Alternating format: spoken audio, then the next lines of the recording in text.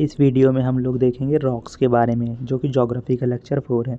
आग्नेय चट्टान, igneous rock. इनका निर्माण पृथ्वी के आंतरिक भाग के मैग्मा एवं लावा से होता है। ये इंट्रूसिव एक्सट्रूसिव 2 टाइप की होती हैं। इनके जो एग्जाम्पल हैं ये बहुत इंपॉर्टेंट है। ग्रेबो, ग्रेनाइट, बेसाल्ट, प्यूमाइस। इंट्रूसिव और एक्सट्रूसिव क्या होती है? इंट्रूसिव महाद्वीपीय क्रस्ट, एक्सट्रूसिव महासागरीय क्रस्ट। अवसादी चट्टानें, चट्टानों के अपक्षय एवं अपरदन के उपरांत जैसे ठोस रूप से निर्मित चट्टानें। जब चट्टानों का अपक्षय एवं अपरदन हो जाता है इग्नियस रॉक का, तो कुछ चट्टानें बनती हैं, उनको अवसादी चट्टानें बोलते हैं। अवसादी चट्टानों में जीवाश्म देखने को मिलते हैं। लिथेफैक्शन क्या होता है? दबाव के कारण ठोस द्रव को बाहर निकालने के बाद तलछट के धीरे धीरे ठोस चट्टानें बदलने की प्रक्रिया को लिथेफैक्शन बोलते हैं। दबाव के कारण जो चट्टान ठोस में बदल जाती है उसको लिथेफैक्शन बोलते हैं। ये 3 टाइप से हो सकता है, मैकेनिकली, जैविक रूप से या रासायनिक रूप से। मैकेनिकली बनती हैं जो बलुआ पत्थर, चूना पत्थर, सैल, और जैविक रूप से बनती है चॉक, लाइमस्टोन, कोयला। रासायनिक रूप से बनती है लाइमस्टोन, हैलाइट।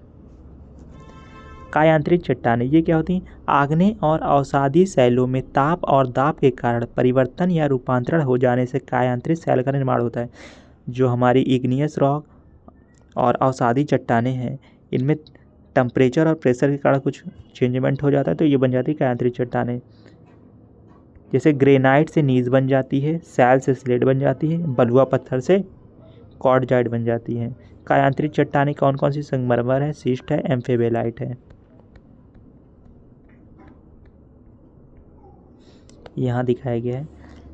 मैग्मा जब अंदर ही जम जाता है तो उसको बैथोलिथ बोलते हैं, और जब मैग्मा ऐसे खड़ा खड़ा तो उसको डाइक, ऐसे लेटा लेटा तो उसको सिल्ट। ये लेटा हुआ है तो ये सिल्ट, और ये खड़ा खड़ा ये डाइक, और ये इस टॉम्ब के आकार के बैथोलिथ, डोम शेप।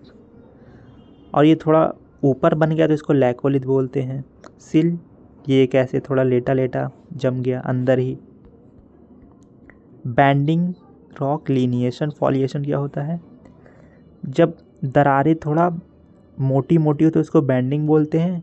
पतली पतली ऐसे है लाइनें किसी पत्थर, उसको फॉलिएशन या लाइनिएशन बोलते हैं। शैल चक्र, रॉक साइकिल क्या होती है? आग्नेय से अवसादी, अवसादी से कायांतरित चट्टान का बनना शैल चक्र कहलाता है।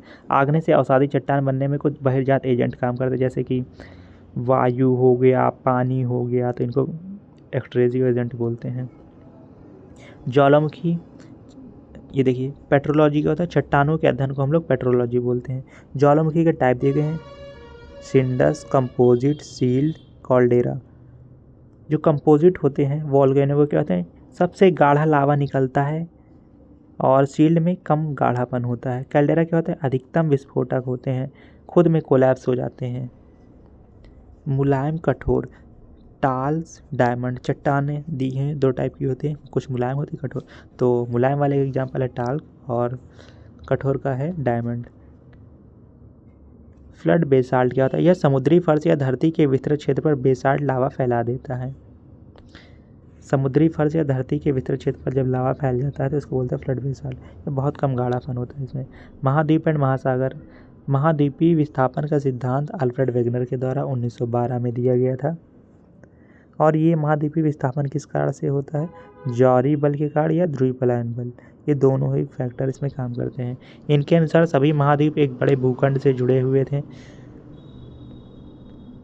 और जो हमारी अर्थ है तो सभी जितने भी पार्ट हैं वो सभी एक साथ जुड़े हुए थे, और जब ये धीरे धीरे टूटता गया तो हमारा जो भारत है वो गोंडवाना लैंड में आ गया था। महाद्वीपीय क्षेत्रफल का घटता क्रम, एशिया, अफ्रीका, उत्तरी अमेरिका, दक्षिणी अमेरिका, अंटार्कटिका, यूरोप, ऑस्ट्रेलिया, ये महाद्वीपों का घटता क्रम है क्षेत्रफल की दृष्टि से। और जनसंख्या में भी एशिया ही सबसे आगे है। जनसंख्या में घटता क्रम देखेंगे, ये दिखाया गया है यहाँ पर। महाद्वीपीय विस्थापन का सिद्धांत 225 मिलियन ईयर्स एगो क्या था? सभी जो प्लेटें थी वो एक साथ थी, और इसको हम लोगों ने पैंजिया बोला। और फिर क्या हुआ? 150 मिलियन ईयर्स एगो क्या हुआ? ये जो पैंजिया है ये टूट गया 2 भागों में, लॉरेशिया और गोंडवाना लैंड में। और फिर 100 मिलियन ईयर्स एगो क्या हुआ? ये हमारे कॉन्टिनेंट बन गए, और आज हमारे अर्थ कुछ इस प्रकार से है। एशिया, अफ्रीका, यूरोप, उत्तरी अमेरिका, दक्षिणी अमेरिका, अंटार्कटिका।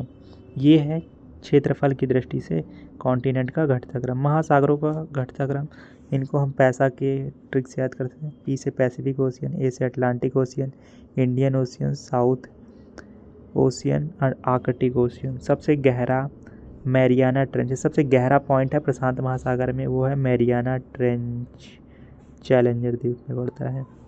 अटलांटिक महासागर का जो किस शेप का है, एस आकार का है, इसमें सरगैसो सागर आता है। Process of sea floor spreading, सागर नितल प्रसरण, sea floor spreading theory Harry Hess ने दिया था, इंपॉर्टेंट है 1962 में। जीवाश्म का अध्ययन पैलेंटोलॉजी कहलाता है। The process of sea floor spreading,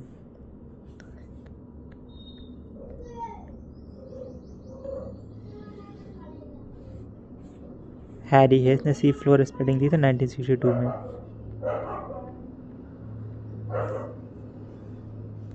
coral मूंगा क्या होते हैं?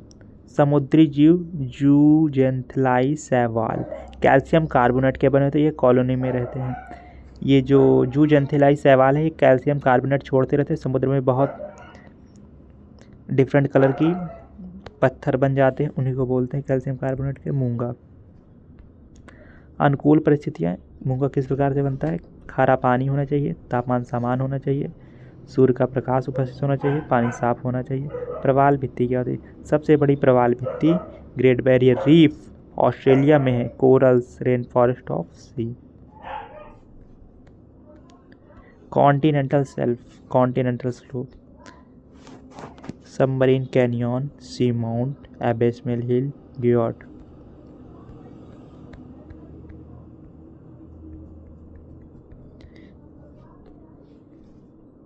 कॉन्टिनेंटल शेल्फ, जब नदी जैसे ग्लेशियर से यहाँ से कोई भी नदी निकली तो अभी बहाव कम है उसमें, और फिर धीरे धीरे आधी ढलान वाले क्षेत्र में आएगी तो इसको बोले कॉन्टिनेंटल स्लोप। कैनियन क्या होते हैं? कैनियन जब ये गिर रही होती है तो वहाँ पर बीच में एक एरिया बन जाता है, उसको बोलते हैं कैनियन। सी माउंट क्या होता है? पहाड़ी का ऊपरी वाला भाग सी माउंट, और जब ये टूट जाता है तो इसको जॉर्ड बोलते हैं।